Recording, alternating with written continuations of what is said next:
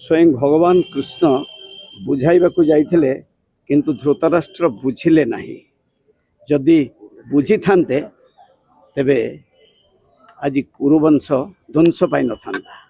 पूर्वतन मुख्यमंत्री एभली मते जो कहिबा मते आश्चर्य लगुच।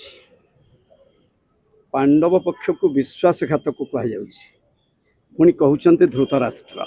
एबे भी कहूछि सत्य न्याय एवं धर्म सहित अच्छी एवं रही। देखिले को भली भाव निर्वाचन रे प्रमाणित है। प्रभात विश्वाल गद्दार नुहे कि विश्वासघातक केबे कहा सहित करे ना। प्रभात विश्वाल को 2000 टिकेट दिया जाए। प्रभात विश्वाल को 2004 रे टिकेट दिया जाए।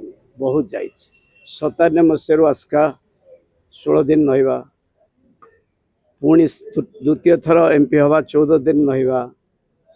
बहुत कथा अच्छी 24 वर्ष बहुत परिश्रम करी। दुई जन बुझुले, गोटे पटे लेट सांसद प्यारीमोहन महापात्र बुझुले, आउ 12 वर्ष भी कार्तिकेयन पांड्यान बुझुं। तेणु से कौन पसंद ना कहली जदि आपण कहली बुझी था मो भली जड़े जो व्यक्तित्व नीति की बंधा पकई किछि करनी, कौन से दिन नीति बंधा पकई किछि करनी, अत्याचार उपरे अत्याचार करि चलिले। शेष को कही आपण मान सब कथा कही आपण मान देखिबे को भली भाव अत्याचार करा जाए। सब सही सही कार्यक्रम करे। लेट सांसद प्यारीमोहन महापात्र विश्वास करती। विश्वास रे सही एक्सेप्ट कही हिंजिली छाड़ी 146 निर्वाचन मंडल सर्वे एवं 816 सेतबेले थिला जिला परिषद सर्वे सब दायित्व कहले किछि कोनोसी जे नीतिवान से सब बेले नीतिवान। जो भली भाव अत्याचार करिसंती समस्त आपण माने जानिसंती। सब वक्तव्य मोर रही।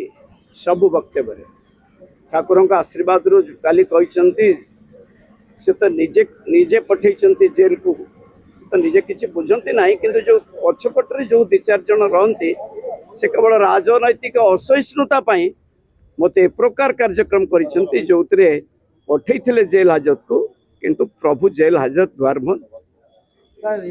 देखिले ना। प्रभात विश्वाल भारी स्पष्टवादी एवं जो मिथ्यारोप रही मोर मान्यवर हाइकोर्ट को ऊपर यथेष्ट भरोसा अच्छी। मु मूलरू कही यह एक जमी जमा संक्रांत मामला, मात्र 25 लाख टंकार मामला एक कथा कही, जो मान्यवर हाइकोर्ट को पाखरे द्वारस्थ ही वर्षे भितर केस समाधान करंतु बोली निवेदन करी। मान्यवर हाइकोर्ट जो डायरेक्शन देते 3 वर्ष पर जितेबले किसी कार्यक्रम है ना, पुणी अनुरोध करी मान्यवर हाइकोर्ट को वर्षे कहुला तल कोर्ट को जेहेतु 3 वर्ष पूरी जाइए, तेणु पुणी निवेदन करी खूब शीघ्र केस समाधान करने। जाहू मान्यवर हाइकोर्ट 6 मास भितर मामला फैसला करने देखिले परा मंच जो माने स्वाधीन कॉर्पोरेटर कॉर्पोरेटर अनियाट कॉर्पोरेटर एवं 14 काउंसिलर सबु सरपंच 5 पंचायत प्राय 4 पंचायत सरपंच किसी समिति सभ्य समस्त जोगदेवा सहित एवं किसी साहित्यिक लेखक शांति कमिटी गुरुद्वार कमिटी माइनॉरिटी सेल कमिटी आगामी दिन में प्रमाणित हम सीएमसी को भली भाव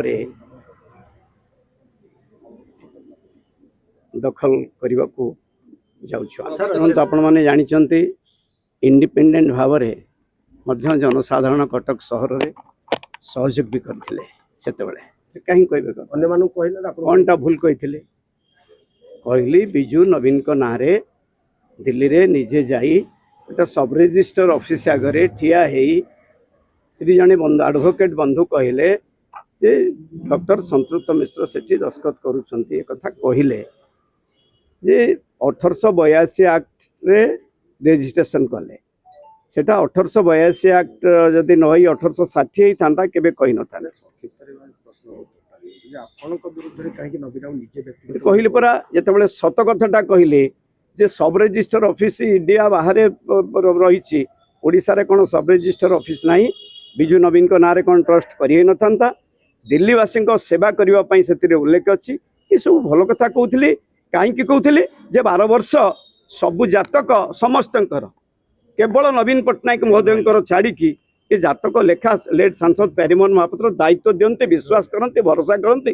ସେ ଦାୟିତ୍ୱ ସେ କାର୍ଯ୍ୟ କରୁଥିଲି ବୋଲି କିଛି ନେତା ଅସହିଷ୍ଣୁ ହେଇ ଯେ ପଛରେ ଯେଉଁ କାର୍ଯ୍ୟ କରିଛନ୍ତି, ପ୍ରଭୁ ଜଗନ୍ନାଥ ତାର ଜବାବ ଦେଇଛନ୍ତି। 2024 ଆମ ଆଖିର ଲୁହ, 24 ଜେନେରାଲ ଇଲେକ୍ସନରେ କେଉଁଭଳି ଭାବରେ ନବୀନ ବାବୁଙ୍କର ପରାଜୟ ହେଇଛି।